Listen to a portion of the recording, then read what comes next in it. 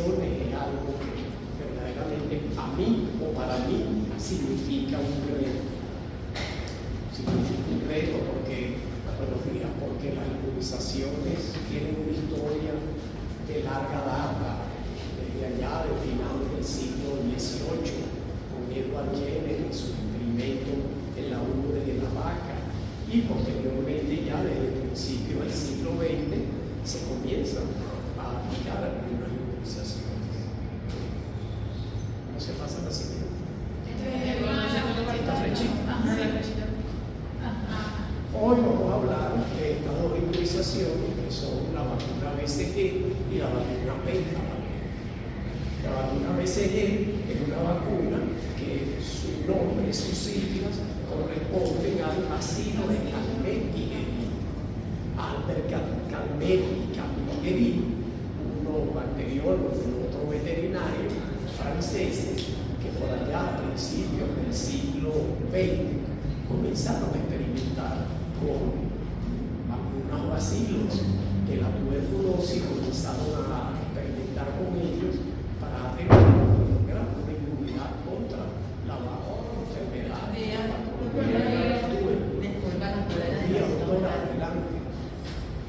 La otra vacuna es la vacuna pentavalente. La vacuna pentavalente, como su nombre lo dice, consta de 5 antígenos. 4 de cuyos antígenos son antígenos bacterianos y un antígeno viral, que es el antígeno contra la hepatitis B. Los antígenos bacterianos son antígenos que van a dar inmunidad contra enfermedades bacterianas como la difteria, el tétano, la toferina y las infecciones por hemófilos influenza B. Por favor, y esto lo digo porque se repite, no confundir hemófilos influenza B, que es una bacteria, con el virus de la influenza, que es un virus. Hay una vacuna contra la influenza, de la cual se hablará aquí, pero esta es hemófilos influenza B, es una bacteria. Bueno, que hay algunas generalidades sobre la vacuna BCG. Fue aplicada por primera vez en 1921, en mayo de 1921. Hace más de 100 años, y se logró el cometido, que era producir una inmunidad contra la tuberculosis. Desafortunadamente, en el año 1930 se inmunizan alrededor de 250 niños en una población alemana llamada Lübeck, y ocurre la llamada tragedia o desastre de Lübeck, lo cual trajo como consecuencia que se comenzara a cuestionar la vacuna. Realmente lo que Calmette y Guerin inoculan en esos infantes en ese momento fueron una cepa de Mycobacterium bovis, que es el antígeno de la vacuna, pero que estaba contaminada con bacilo tuberculosis. De esos 200 y tantos niños murieron alrededor de 70 y otros tantos presentaron complicaciones de tipo meninges, de tipo tuberculosis viral, que realmente es lo que nos interesa a nosotros cuando aplicamos esa vacuna. Cultivado el Mycobacterium bovis, que como dice allí, tiene un mosaico antigénico cruzado con el Mycobacterium tuberculosis, que produce la patología en humanos, en miles de whey glicerinada a través de esos más de 230 bases y otros 3 implantes. La vacuna viene en una presentación liofilizada. Ya nosotros sabemos que un liofilizado es un desecado de ese cultivo del Mycobacterium tuberculosis, que obviamente a la hora de ser aplicado requiere de que se haya habido un solvente, un diluente para poderlo aplicar. Esa cepa que aislaron ya hace más de 100 años Calmette y Guerin es la cepa que actualmente se aplica. Es decir, que es una vacuna que tiene más de 100 años de historia, una vacuna que tiene más de 100 años de prueba. Y eso ha ocurrido con todas las vacunas. Me permito un paréntesis, hablar un poco sobre la vacuna contra el COVID, que ha sido muy cuestionada, ¿no? Entiendo que hay fundamentos para cuestionarla, así como hay muchos fundamentos para aplicarla, pero esa vacuna va a requerir de la prueba del tiempo. Nada más que pasen 50, 100 años y que nosotros podamos hablar si realmente la vacuna tiene la eficacia que queremos. La vacuna viene presentada en liofilizado en un frasco amarillo, color ámbar, que da para 20 dosis, y el color ámbar es para preservarla de la luz. Esa es una vacuna que la luz solar y la luz artificial la descomponen prácticamente en 2 horas. Entonces viene presentada en ese frasco amarillo. El solvente es una solución salina de 2 mililitros, puesto que cada frasco es multidosis, da para 20 dosis. Cada dosis de 0,1 mililitros y cada dosis contiene entre 300 y 500.000 unidades de antígeno, que equivale a 0,1 miligramos de la masa del vacío. Se debe conservar entre 2 y 8 grados y, tal como dijimos, es sensible, muy sensible a la luz, tanto la luz solar como la luz artificial. Una inmunidad de tipo celular, y el objetivo fundamental es producir una prima infección controlada, que si bien es cierto, no necesariamente previene la TBC, si bien es cierto, previene las complicaciones graves, sobre todo en el neonato, que son la TBC benigna y la TBC benigna. La vacuna, como veremos, tiene una eficacia del 80%. Y como veremos más adelante, esta vacuna es la primera vacuna que se le aplica al niño recién nacido, porque el niño recién nacido, una vez que egresa de la sala de partos, ya está en contacto con el bacilo tuberculoso.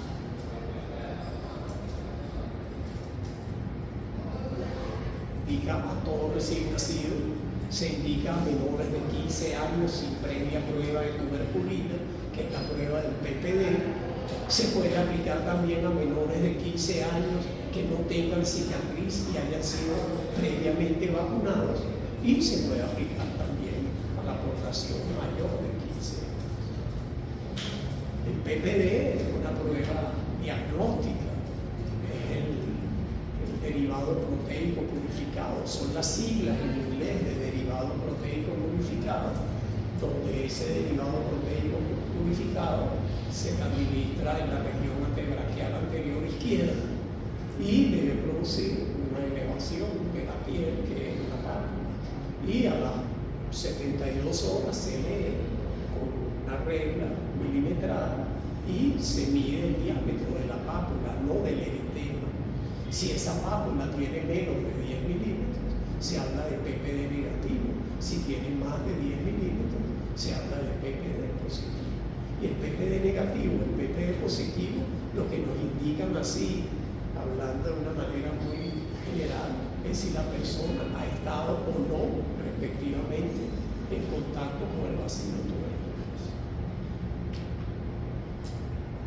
Dosis única sin refuerzo, por vía intradérmica, región deltoidea derecha, 3 centímetros por debajo de la articulación acromioclavicular. Eso es normas de tipo internacional. La aguja debe ser una aguja calibre 26. Calibre de las agujas se miden unidades E, que están relacionadas con algún tipo de guerra que hubo por allá por Inglaterra, no sé cuándo, donde el diámetro de los cañones se medía en unidades E, de acuerdo a la cantidad de plomo que ese diámetro podía albergar. El diámetro de las agujas, mientras es mayor el numeral, el diámetro es menor. Es decir, una aguja calibre 21 tiene un diámetro mayor que una aguja calibre 26. Y se debe inocular el biológico con el bisel de la aguja hacia arriba, cosa de que al momento de inocular este biológico, que se inocula por vía intradérmica, produzca la elevación correspondiente en la piel de la región deltoidea derecha. Ese es el curso clínico de la vacunación, lo natural, lo que ocurre. Ahí no hay nada de patología. Al momento de la inoculación se produce esa pápula, esa elevación en el sitio de la inyección que desaparece en el transcurso de las primeras 48 horas. Posteriormente, alrededor de las 4 semanas, en el sitio de la inyección hay un nódulo. Ese nódulo evoluciona al nódulo eritematoso, luego se llena de material, sea seroso, sea purulento, es lo que se conoce con el nombre de pústula. La pústula se rompe, se ulcera, viene la costra y lo que la costra cae está la cicatriz, que todo, por lo menos el 90, el 95% de las personas a las cuales se le ha administrado la BCG lucen su cicatriz en la región deltoidea derecha. Esa cicatriz, el tiempo de evolución de ese nódulo a cicatriz es de 8 a 10 semanas. O sea, nadie va a esperar una cicatriz a los 2 o 3 días de haber inoculado el biólogo. De hecho, ¿Y si no sale cicatriz? Si no sale cicatriz, hay un 5% de personas que no hacen la cicatriz. Pero si está vacunado, se considera que está vacunado. Hubo una época, hasta hace poco, en el cual si el paciente no tenía cicatriz, aunque estuviera vacunado, era susceptible de ser revacunado. Actualmente eso cambió. Si tienes la garantía de que fue vacunado y no tienes la cicatriz, se supone que caíste en ese 5% y no es necesario vacunar. Inclusive hay pacientes, he visto 2 o 3 en los cuales este ciclo, en lo que llega aquí a costra, la costra cae y vuelve otra vez a formarse un nódulo, pápula, pústula, y puede repetirse hasta por un año. Recuerdo un paciente que tuvo esa evolución durante un año, más no es la norma. Una época en que la vacuna BCG se aplicaba en la región interescapular. Entonces hay personas que tienen las luces en su cicatriz en la región interescapular. Es decir, ¿me puede hacer la pregunta al final?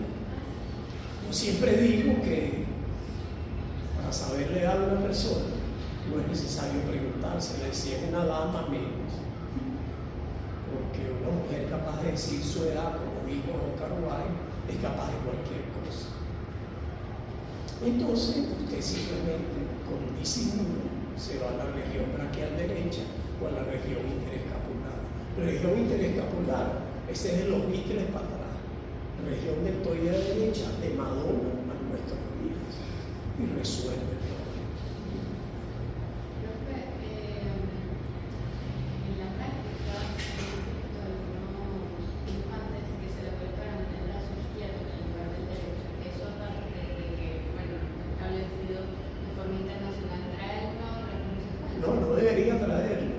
La práctica de aplicar la vacuna en la región braquial derecha se debe a que durante muchos años se aplicó la vacuna contra la viruela en la región deltoidea izquierda.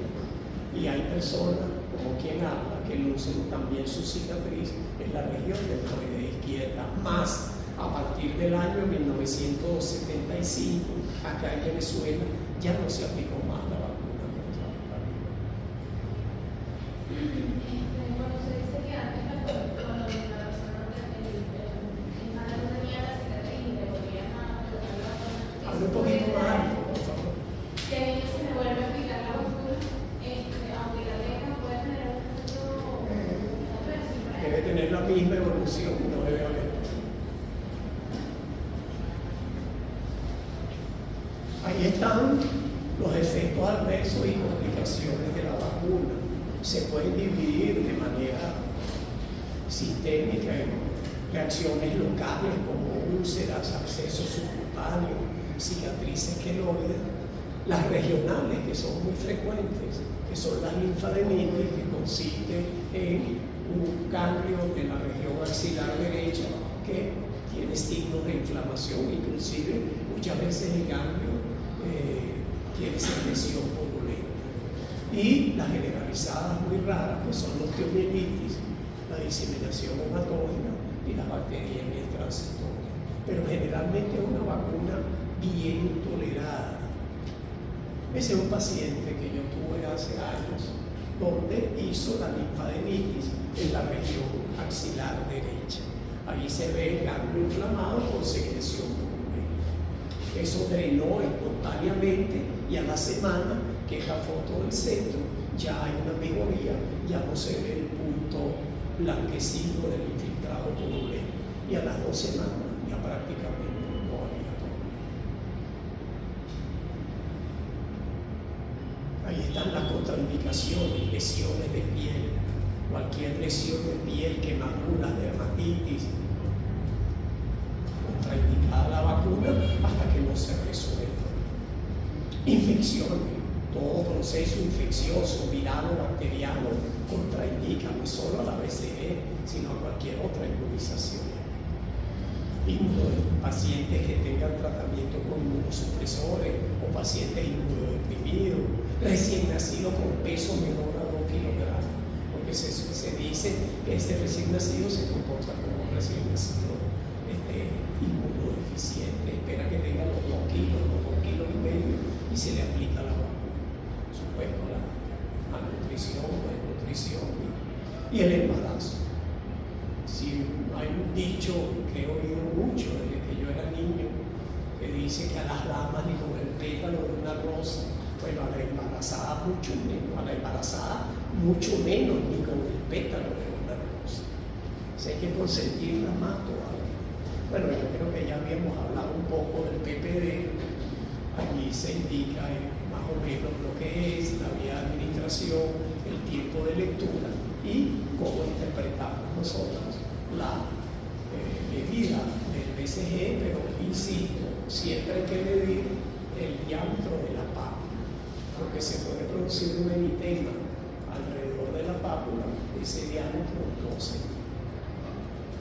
Bueno, aquí está la vacuna pentavalente de la cual hablábamos, una vacuna que consta, tal como dice aquí, de 5 antígenos, 4 de ellos bacterianos y el último, de la hepatitis B, un antígeno viral.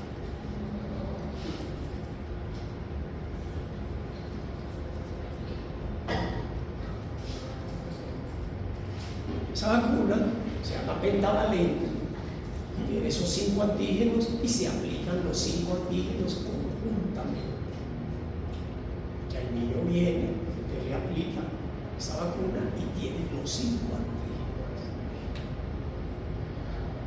Bueno, algunas consideraciones de tipo general sobre la difteria, tipo de bacteria, tipo de colonia, periodo de incubación de la enfermedad y una clínica que tiene fiebre, toque del estado general y generalmente, en la gran mayoría de los casos, la localización es nasal y sobre todo faringia, con aquella pseudomembrana a nivel de los pilares anteriores de la orofaringe.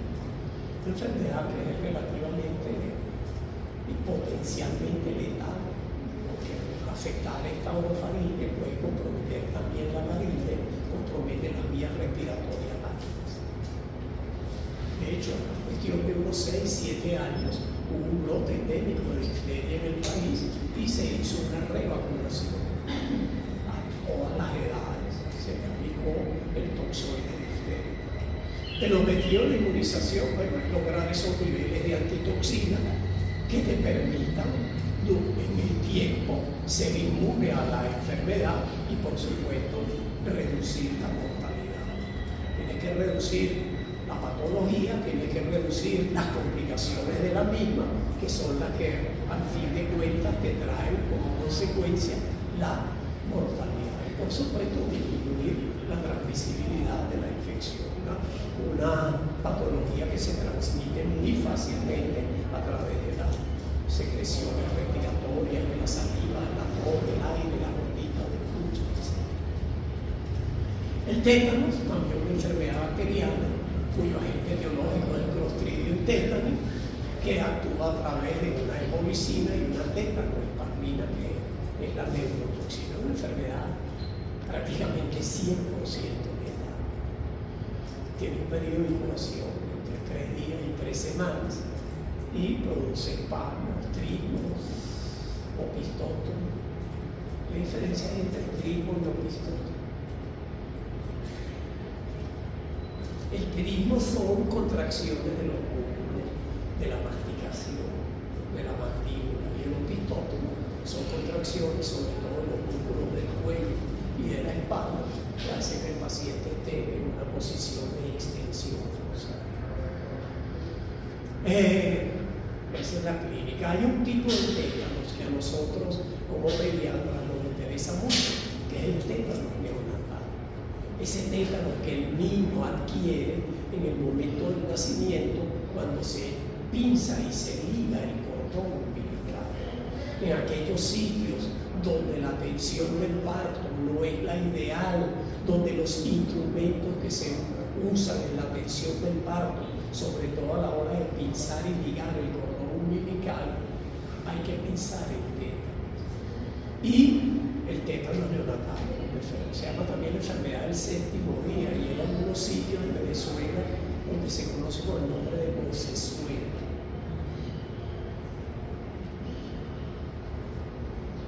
Ahí están los objetivos de la inmunización. Son objetivos que creo que se desprenden. Tienes que buscar inmunidad, que esa persona, sobre todo con el tétanos, esté expuesta constantemente a sufrir heridas. Y esas heridas se pueden contaminar con el Clostridium tétano. Entonces, todas las personas deben estar vacunadas contra el tétano. El tétano está en el estiércol. El tétano está en la arena de la playa. Esas heridas en potreros, en establos, en la playa, en jardines, son heridas en las cuales uno piensa que biológicamente está la presencia del Clostridium tétano. La toferina, el agente etiológico es la Bordetella pertussis, una bacteria que penetra en el organismo, por eso, básicamente por esos tres mecanismos, a través de la fibria, también produce una citotoxina que agrede el epitelio de la tráquea, y la toxina pertussis se transmite por secreciones. La toferina también se conoce con el nombre de coqueluche. Coqueluche porque el niño que tiene toferina tiene una tos en accesos, una tos quintosa, una tos donde el niño se asfixia, y ese niño, cuando tiene ese momento de hipoxia entre un periodo de tos y el otro, busca aire. El niño tose seguido y busca aire, y cuando él inspira realiza un sonido muy similar al del gallo, cuando el gallo canta. Cuando el gallo canta y hace kikiriki, el gallo después de ese canto y vuelve a hacer kikiriki. Pues los franceses asociaron ese niño buscando aire con ese gallo, y coq es gallo en francés, y ese es un vocablo que ha derivado y se ha deformado, pero que significa el suspiro del gallo. Los franceses todo lo llevaban a hechos de la vida cotidiana. Hoy no, porque hoy el cielo está gris, pero todos estos días el cielo ha sido exageradamente azul. Y ellos comparaban el infarto del miocardio con un relámpago, un cielo azul. Persona aparentemente sana que en un momentico desaparece, y así sucesivamente. Ahí están los objetivos de la inmunización. La toferina tiene complicaciones importantes: neumonía, convulsiones, encefalopatía. Me está hablando de complicaciones respiratorias bajas, me está hablando de complicaciones en el sistema nervioso. Por eso la enfermedad hay que prevenirla. Si no puedes prevenir la enfermedad, por lo menos prevenir las complicaciones. Y eso es lo que buscamos con la vacunación. La mortalidad por toferina en menores de un año es del 50%, y en menores de 4 meses es del 40%. Una enfermedad que tiene una mortalidad importante dadas las complicaciones. El hemófilo de influenza tipo B, que es el otro antígeno de la vacuna pentavalente, es un poco bacilo negativo, que tiene las cepas allí descritas de la A a la F, tiene cepas encapsuladas, no encapsuladas, y se transmite por las vías respiratorias. Puede producir infecciones en la faringe, enfermedad invasiva, infecciones respiratorias altas, sepsis y sobre todo las infecciones en el sistema nervioso central. Desde que comienza la inmunización con hemófilos influenza B, no sé si en el año 80, 85, no recuerdo, las meningitis por hemófilos influenza B disminuyeron casi un 90%. O sea que la inmunización es muy, pero muy efectiva. Disminuir la incidencia de meningitis, ya está dicho. Y disminuir la de otras formas invasivas expresadas allí. Este es el calendario y quiero aclarar. Cuando usted inocula solo el hemófilo de influenza B, que fue lo que comenzamos a hacer por allá, por el año 1980, 1985. Que tenía que el niño entre 2 y 3 meses de edad, le aplicaba 3 dosis. Si el niño tenía entre 7 y 12 meses, le aplicaba 2 dosis. Si el niño tenía entre 12 y 15 meses, le aplicaba 1 dosis. Y si el niño tenía más de 15 meses, 1 dosis. En los 3 primeros casos, obviamente, dependiendo del número de dosis, cada dosis tenía un intervalo de 8 semanas con refuerzo entre los 15 y los 18 meses. Ojo, esto es solo para hemófilos influenza B, cuando se aplica de manera aislada. Porque la vacuna pentavalente, históricamente hablando, comenzó como la vacuna triple, que tenía solo 3 antígenos: difteria, tétanos y tofilina. Luego se le añadió el hemófilos influenza B y se convierte en vacuna tetravalente. Y luego se le añade hepatitis B y se convierte en vacuna hexavalente, pentavalente. Y luego se le agrega polio y se convierte en vacuna hexavalente. Esas vacunas conjugadas que tienen como finalidad disminuir el costo y obtener más o menos los mismos beneficios. Porque ya el paciente con la vacuna pentavalente no tiene que venir un día al hemófilo, otro día hepatitis B y otro día la triple y otro día al polio, sino en una sola visita recibe los 6 antígenos.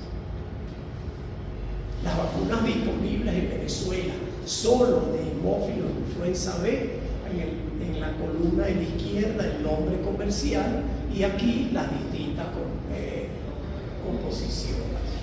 Tiene del PRP, que es el polisacárido, el polirribo sorbitol fosfato, tiene 10 microgramos, tiene 24 microgramos de toxoide tetánico. La Iberix es igual a la anterior, pero el toxoide tetánico tiene 30 microgramos. Y la ITiter, que tiene 10 microgramos, y del cross reaction material, que es una proteína tóxica que se obtiene de una cepa mutante de la toxina, tiene 25 microgramos. Las 2 primeras vienen en presentación liofilizada, la última en presentación líquida, y se administra por vía intramuscular 0,5 mililitros, que no aparece. Igual que hablamos solo de hemófilos influenza B, ahora hablemos solo de hepatitis B. Esa hepatitis B, que es una enfermedad grave que deteriora el hígado, es una enfermedad producida por ese virus de la hepatitis B, que tiene un periodo de incubación que va de 1 mes a 6 meses, que tiene una clínica de transmisión vertical de la madre al niño en la perinatal y de transmisión horizontal en todas y cada una de esas situaciones que aparecen allí. Ictericia, orina oscura, cansancio, náusea, vómito, inclusive puede derivar en carcinoma hepático. Por eso es importante la vacunación. De hecho, la primera dosis de hepatitis B se aplica en el neonato y ya de allí en adelante se le continúa aplicando con estos objetivos. Desde que el 80% de los casos de SEA hepático son consecuencia de pacientes que han padecido hepatitis B y es el segundo agente cancerígeno después del tabaco. Profe, volviendo un poco a la dinámica anterior de si hay un paciente que ya pasó esa edad en la que se tiene que poner la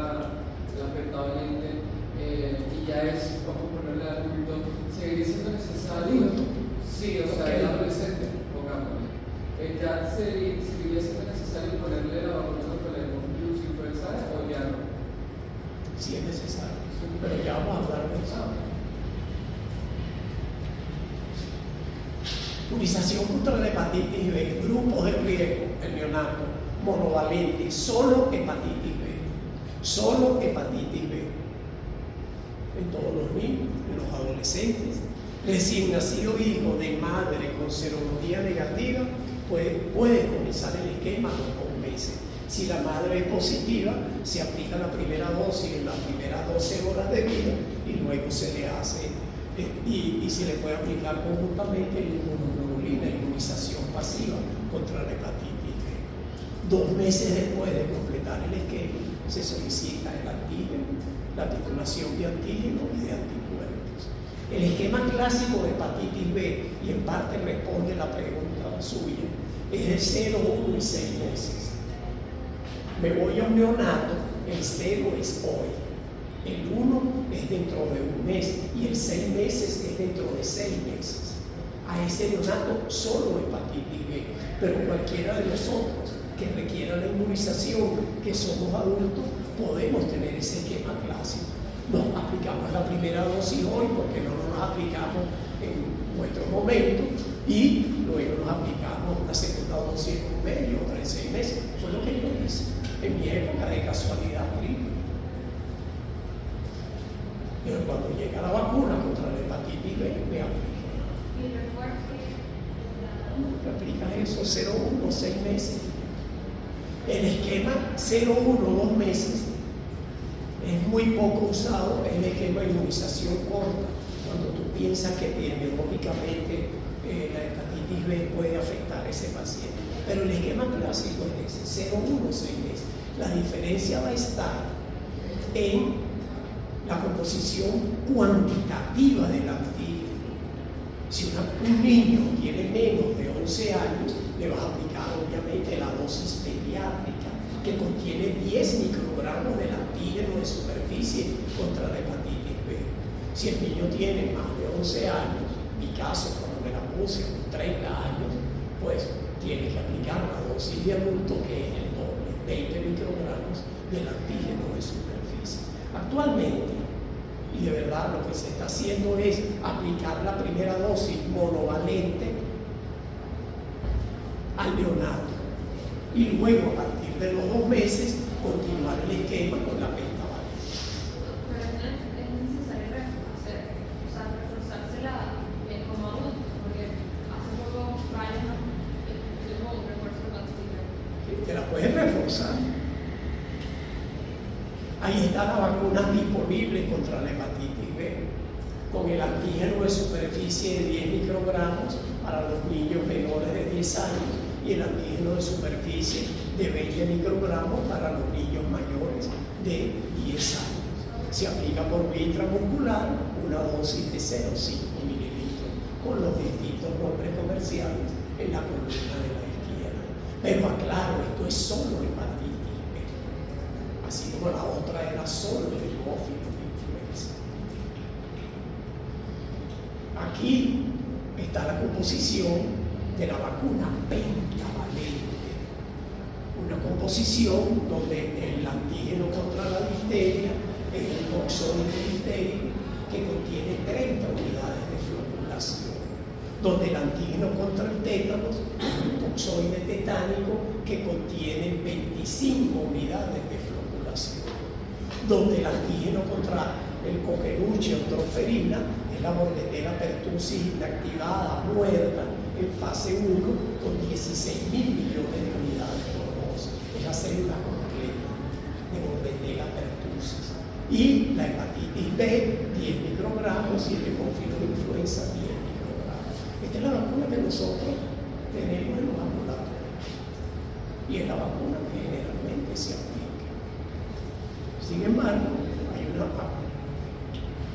unidades de floculación, es la expresión antigénica de estos toxoides. Los toxoides son toxinas modificadas, a las cuales por el hidróxido de aluminio, entre otras personas se les ha eliminado su propiedad patógena, pero conservan su propiedad de inmunidad. Son toxoides. Y la potencia se expresa en unidades de floculación. La unidad de floculación, en líneas muy generales, viene de una propiedad de los coloides, que la vimos por allá en tercer año de bachillerato, cuando nos dijeron que las sudaciones coloideas son capaces de flocular cuando se les eleva la temperatura. Entonces, la unidad de floculación es simplemente poner en contacto el antígeno y el anticuerpo del tétano, de la difteria, se produce una floculación y se mide el tiempo. En la medida en que esa reacción de floculación ocurre en un tiempo corto, en esa medida el toxoide tendrá una mejor potencia. La otra propiedad de los coloides es el efecto Tyndall o Tyndall. ¿No? ¿Cuál es? Cuando el rayo de luz se mete por aquí por la ventana y se ven las partículas flotando, son las micelas.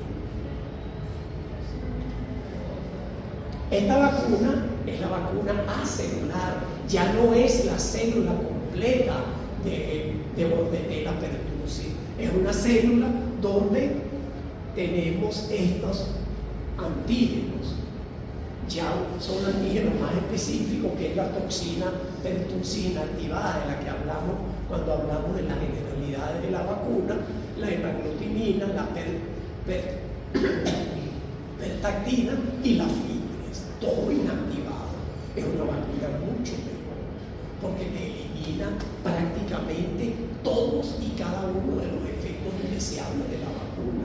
Los efectos indeseables de la vacuna pentavalente prácticamente tienen un solo culpable, que es el antígeno Bordetella pertussis inactivado. En la vacuna, donde está la célula completa, en la vacuna celular eliminamos eso. La potencia epidémica del toxoide difterico, 30 unidades, y del tétano 40, pero aquí ya no son unidades de floculación, sino unidades internacionales. En cuanto a hemófilos influenza y la hepatitis B, siguen siendo 10 microgramos de hemófilos influenza del polisacárido capsular, hemófilos influenza B, y 10 microgramos del antígeno de superficie de hepatitis B. Aquí viene lo que usted dice. El niño nació y le apliqué BCG y la monovalente de hepatitis B en esa primera dosis. Y lo dejé tranquilito hasta los 2 meses de edad. A los 2 meses le aplico la primera dosis de pentavalente, con un intervalo de 8 semanas aplico la segunda y la tercera dosis. O sea que el esquema básico de vacuna pentavalente consta de 3 dosis. Por vía intramuscular 0,5, donde va contenido toda esa carga antigénica ya nombrada, y con intervalo de 8 semanas. Se comienza a partir de los 2 meses de edad. Y lo que usted dice, al año de la tercera dosis, un refuerzo. Y después hay otro refuerzo. ¿Veo claro? Entonces fíjate que si el esquema clásico de hepatitis B solita me dice 0, 1 y 6 meses, tengo el 0, que es la dosis monovalente del neonato. Y aquí no tengo 1 y 6, aquí tengo 2, 4 y 6. Es decir, le estoy dando, y me perdona la expresión, hasta una dosis lineal. Y se la refuerzo al año de la tercera dosis y se aplica en los niños entre los 2 y los 36 meses de edad. Pentavalente. Ya no tiene el niño que venir a hemófilos, que venir a esto, que venir a todo. Aquí están los refuerzos. Se puede reforzar entre los 4 y los 6 años, o después del tercer refuerzo, o después del refuerzo posterior a la tercera dosis, se puede reforzar con DTP, difteria tétano pertussis, o con la DTPA, que es difteria tétano pertussis acelular. Si el niño tiene entre 7 y 9 años, le puedes dar un toxoide doble, difteria tétano.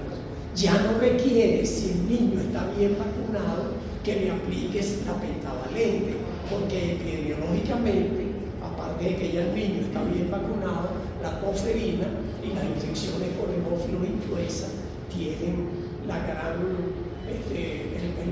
gran número de casos en los niños menores de 5 años.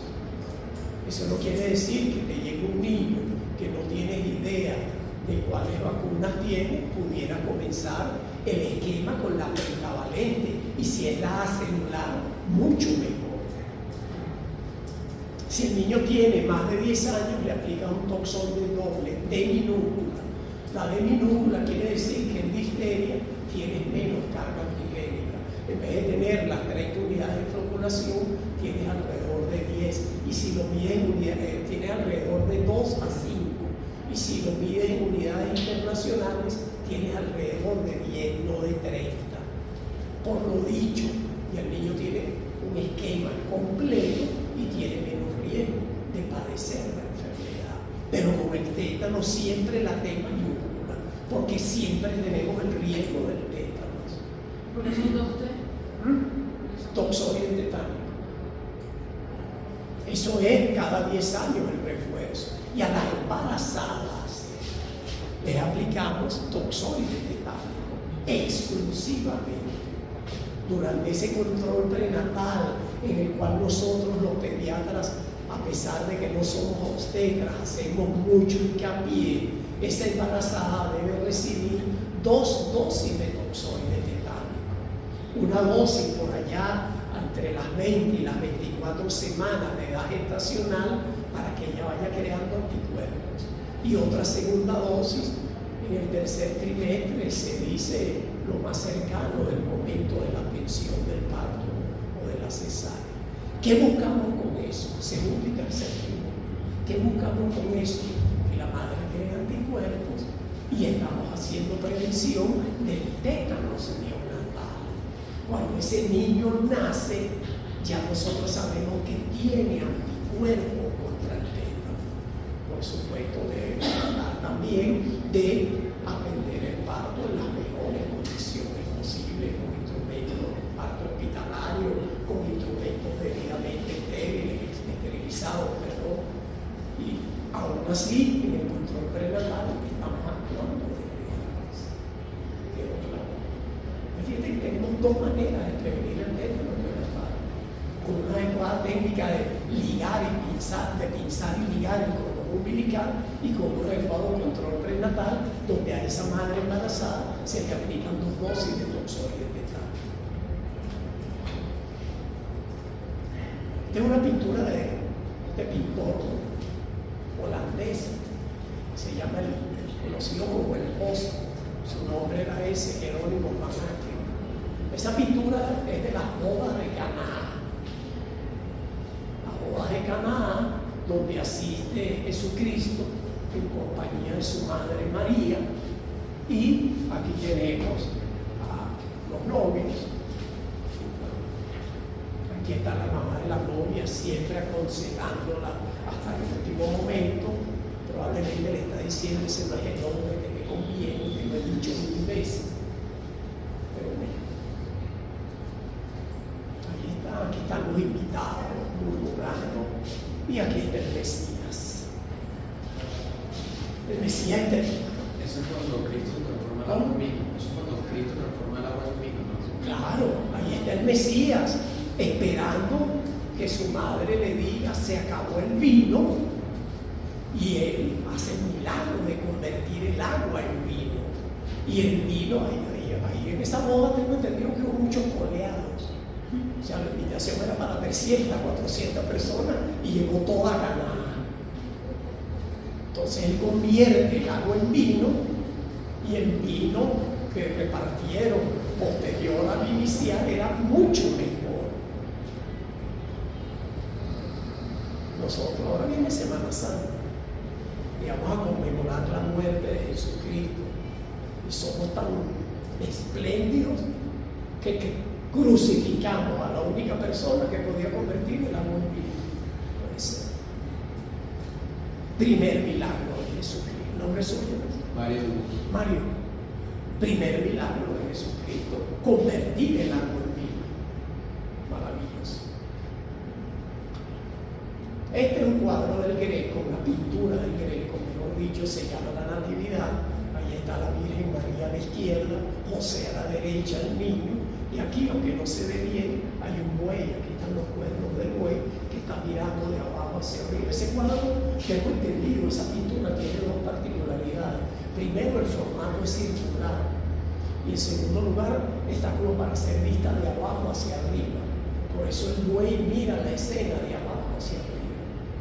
A mi entender, este fue el primer milagro de Jesucristo, no este, sino este. ¿Por qué? Porque es capaz de nacer en un establo, rodeado de un buey, rodeado de heno, etcétera, etcétera. Y fue capaz de no padecer de tétanos neonatal. Ese fue su primer milagro, a mi entender. Ahí está la vacuna pentavalente con los efectos indeseables, dolor, eritema, edema, hay adenopatías regionales, duele mucho la vacuna pentavalente, sobre todo la vacuna de antígeno o de la pertussis de células completas muertas. Puede producir ese llanto, crisis de llanto, el niño llora mucho, bueno, efectos sistémicos, fiebre, cefalea, anemia, irritabilidad, puede llegar hasta convulsiones. Si los niños tienen antecedentes de encefalopatía, ese antígeno de la pertussis inactivado puede producir convulsiones en ese niño. Entonces tenemos que tener cuidado. Afortunadamente disponemos de una vacuna acelular donde prácticamente estos efectos indeseables no existen. Y la celular también se aplica en vacuna. En privado. Procesos infecciosos, sobre todo febriles, antecedentes de convulsiones, algún problema de alergia, alguno de sus componentes. Hay algunas vacunas que en los cultivos tienen trazos de neomicina, timerosal, que es mertiolate, el embarazo, por supuesto. El embarazo está contraindicado pentavalente, más no el toxoide tetánico, claro. No hay ninguno suprimido, trastorno del sistema nervioso. La inmunización pasiva del tétanos. A mí me parece que esto es muy interesante y debemos saberlo nosotros. Ese niño, ¿el nombre suyo es? María. María. Nos habla del esquema, nos habla del niño adecuadamente vacunado. Ese niño, al igual que un niño no vacunado, es susceptible de sufrir heridas. Entonces, cuando usted tiene ese niño ante sí, debe precisar varias cosas. Uno, si el niño está adecuadamente vacunado. Dos, la configuración de la herida. Hay heridas anfractuosas, de bordes desgarrados, en las cuales usted piensa en tétanos. Tres, el sitio geográfico donde ocurrió la herida.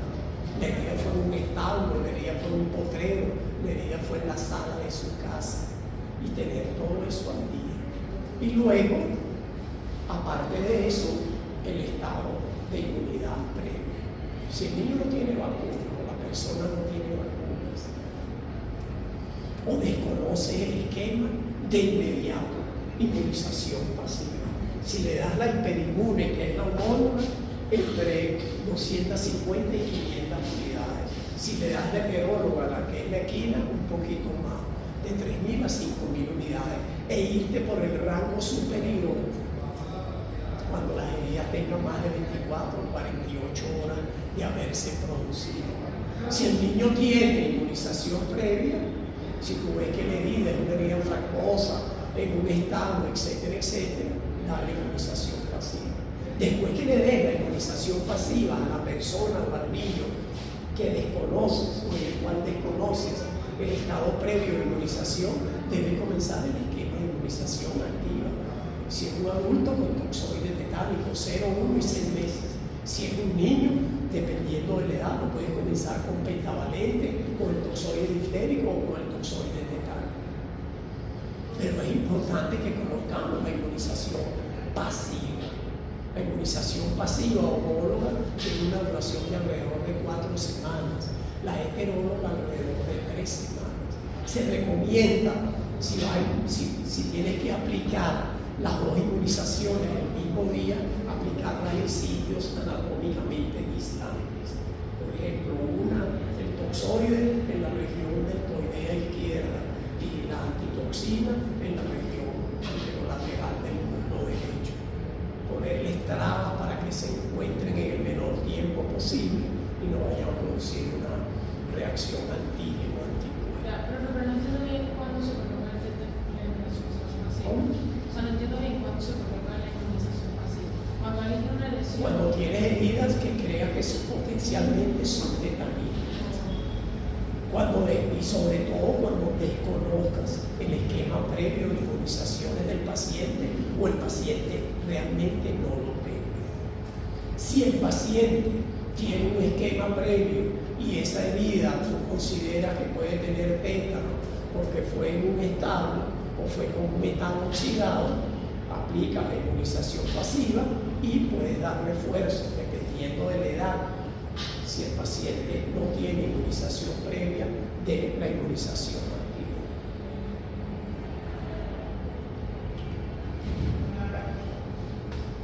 Siempre he dicho esto. Sé que aunque a mí siempre me han recibido por persistente, porque yo nunca aprendí a bailar, entonces tuve que aprender a hablar. Mientras todos mis amigos de la adolescencia bailaban y tenían las novias, yo no tenía novia, porque yo no bailaba ni baile. Entonces yo tuve que aprender a hablar, pero hasta cierto punto para no hacerme fastidioso. Sin embargo, porque todos los días aprendo, en la pasantía pasada hice este mismo comentario. Y una muchacha por allá me levantó la mano, pero que estaba sentada. Y el profesor, no hay ningún problema. Usted no sabe bailar, usted no siempre está bailando, usted sabe hablar, usted siempre está hablando. Oye, chico, qué bueno, pero lo aprendí como más de 70 años después. Pero nunca es tarde, no sé si hay preguntas. Una pregunta. Mario. La verdad, está muy clara la clase. ¿Ah? Muy clara la clase. Eso espero. Profe, una pregunta. En lo de los esfuerzos, cuando decía TTP mayúscula, ¿eso es difteria tétanos? La TTP mayúscula, esa es difteria tétanos. O la TT mayúscula es difteria tétanos. Y la TT minúscula es difteria tétanos, pero la carga antigénica de difteria no es de 30 unidades internacionales, sino de 10. Y en el caso de unidades de populación es entre 2 y 5. ¿En cuál es eso? En la técnica. Ah, ok, la de cada bien. De 2 a 3 unidades de población. Sí, lo que pasa es que la vacuna celular, la potencia antigénica de los toxoides se mide en unidades internacionales, mientras que la vacuna de célula completa, la potencia antigénica se mide en unidades de populación. Inclusive en los toxoides tetánicos, el TT mayúscula, se mide en unidades de populación. En el T minúscula hay en unidades de populación y en unidades internacionales. Difícil de conseguir aquí el DT minúscula. Generalmente el refuerzo se